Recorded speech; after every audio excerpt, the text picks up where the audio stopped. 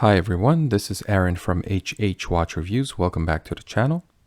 In today's video, we will take a look at two San Martin SN0121 models. This is a Watchdives and San Martin collaboration. When it was originally released a few months ago, there was only a black and blue variant made in steel. They've since added a green version and all three colors are now available in titanium. This watch is probably their best-selling model, but as always, a watch design will not please everyone, so they also just released one with a simpler chapter ring. That model number is SN0121GB. Basically, it has a regular chapter ring without the notches for each marker. At the time of this video, this model is only available in black or blue and in both steel or titanium. This one also features a date at the 6 o'clock, which is different from the original one. And while they were at it, why not release a GMT version, right? Well, that's exactly what they did. The model number is the SN0121B. Comes in black, green, and blue. These ones also have the date at the 6 o'clock. All of these watches can be purchased from the Watchdives website. I will leave an affiliate link in the description down below for each model. Alright, so let's check out the watches I have here today. I had previously purchased the black date model that I had reviewed on my channel. If you haven't watched that video, I will leave a link up here.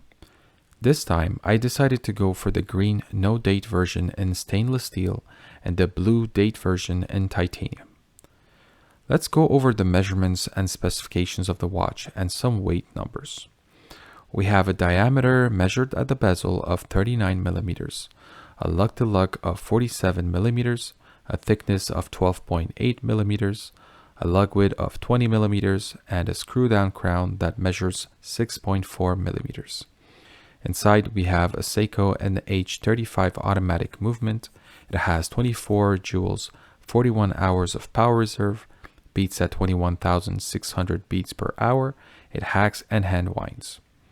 Now let's see how much this watch weighs. If we look at only the watch head, we have 52 grams for the titanium model and 72 grams for the steel model. Weighing just one end link, we have 1.5 grams for the titanium and 2.5 grams for the steel. The bracelet with 11 links, which is what I need for my 7-inch wrist, weighs in at 48 grams for the titanium and 76 grams for the steel. And the entire watch size for my 7-inch wrist weighs in at 100 grams for the titanium and 148 grams for the steel version. Both of these watches have a sapphire crystal with AR coating, a coin edge bezel with a slight slope to it which follows the curvature of the crystal. There is a ceramic bezel insert which is fully lumed, and it has a matte finish. Looking at the finishing of these two cases, it's very hard to tell which one is steel and which one is titanium. Obviously, we know titanium has a darker tone, and once you hold the watch, you can tell from the weight. But if it wasn't for those two things, then you wouldn't be able to tell them apart. Here, you can see the brushing on the side of the cases. Both are done very well. They're done very similarly. You can see the transition between the fine brushing and the polished edge of the lugs. It is sharp and crisp. The brushing is done consistent all throughout the case with no visible brush marks anywhere. If we look at the top of the crown guards, this is the area with the most polishing. Both watches are done in the same quality and you really can't tell the difference. So overall, I would say the cases are exactly the same, except for the fact that one is titanium and the other one is steel. The crown on both of these watches is a screw-down crown, and it gives these watches 300 meters of water resistance. You get the same smooth action when using the crown on both watches. This was something I was curious to see because on the IXDAO titanium diver that I reviewed recently, unscrewing the crown was very harsh and some people said it was because of the movement. Personally, I think it was more of an issue with the crown threading. But anyways, that issue is not present here, and using the crown on the titanium version is exactly the same as the steel version. The crown and the bezel have the same coin edge design. They are both very grippy and easy to rotate. Now, I already know how the steel bezel sounds and feels like in action, and I really like it. So I was hoping for the bezel on the titanium version to be exactly the same and not all mushy or grainy feeling. Well, I can confirm that it is not mushy or grainy, but it's also not the same as the steel bezel. Here, have a listen to both and let me know in the comments if you can hear the difference and which one do you prefer.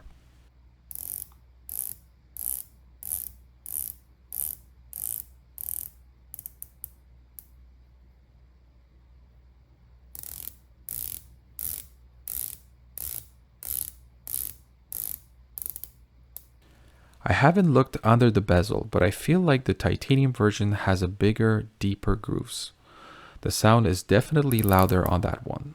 Also, the titanium bezel has a bit more play when pressing on the bezel. Now, this might just be my watch and not an issue that is widespread, but it is my job to share it with you, so there you go. As for the bezel insert, they are exactly the same on both watches. It is a ceramic bezel insert with a matte finish and it is fully lumed. Check out the lume.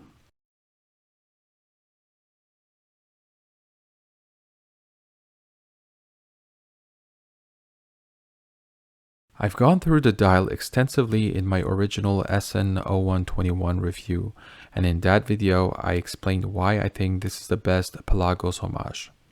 But in short, the notched chapter ring is such an important part of what gives the original Pelagos its unique design and beauty. And the fact that Watchdives and San Martin are the only one who kept that look from the original design is what made and still makes the SN0121 such a popular watch. Most other brands went with the design of the new 39mm Pelagos with a regular chapter ring. Now obviously, there is still demand for that design and both Watchdives and San Martin are very good at listening to feedback. So they released the SN0121 GB with a regular chapter ring and even moved the date window to the 6 o'clock for those who like symmetry on their dial. Personally, I don't mind the date at the 3 o'clock on this watch because of how the markers are designed. The white date window matches the rectangular marker at 9, and when you look at these watches side by side, both the date and the no date dial look great to me. I said before that I had the original black dial, so I was very excited to see the blue and green variants. I had already watched a few reviews of the blue variant, and some people said that the dial color didn't exactly match the bezel insert's color. Now that I've had it in hand, I'm realizing that the dial only looks different when in direct sunlight or when the light hits it directly, and that's due to how it reflects light. Most of the time, the blue color looks exactly the same on the dial and the bezel insert. This effect is also present on the black dial, but because it is just a different shade of black, you notice it less. The green dial, on the other hand, seems to be more like the black dial, whereas the shade of green in direct sunlight doesn't change much from the original color, so it's less noticeable compared to the bezel insert color. The bracelet on these watches are simple 3-link bracelets. The finishing on the titanium version once again is done just as good as the steel version. The top of the links are brushed and the sides are polished. The links are held with screws. I'm not exactly sure if the screws on the titanium version are made out of steel or titanium. If anyone knows the answer, let me know in the comments below. When I was sizing the bracelet on the titanium version, I noticed that it wore a bit tighter than the steel version. I thought maybe I took too many links out. I counted the number of links I was using on the steel version and it was exactly the same amount. So I took the calipers out and measured. Turns out the length of one link is 13.8 millimeters on the steel version and 13.3 millimeters on the titanium version. That 0.5 millimeter makes a huge difference when sizing the watch because it almost adds up to around 7 millimeters when using 11 links and size for my 7-inch wrist. I was still able to keep the same amount of links and have a good fit since the clasp is the new... Wait, is this still considered the new clasp? Anyways, it has on-the-fly micro adjustments and it's very easy to extend or shorten the bracelet. It is just simply amazing. Now that I've had hands-on with all three colors, which one do I prefer? Well, I would have to still go with the black dial. I think the monochromatic look of the black dial with the big white markers is what I like about the design the most. And between the blue and green, I still haven't made up my mind. I think the blue might be a bit more versatile, but then again, the green is just as versatile. I think the best way to choose between them is to look at the straps you have in your collection and what you wear the most. Personally, I think the green works best with earth tone colored straps and the blue looks better with gray tones. So in conclusion, I think that Watchdives and San Martin are doing an incredible job with this line of watches.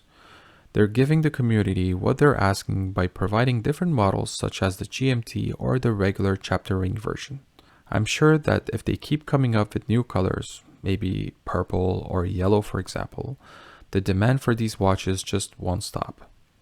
Let me know in the comments which color do you prefer and what other colors would you like Watchdives and San Martin to release next. And that wraps up my video of the steel and titanium SN0121. As usual, if you enjoyed this video, please like it and share it with a friend or two. And if you want to see more watch content, please subscribe to the channel and click on that notification bell to be notified when I upload a new video. As always, thank you for watching and I'll talk to you on the next one.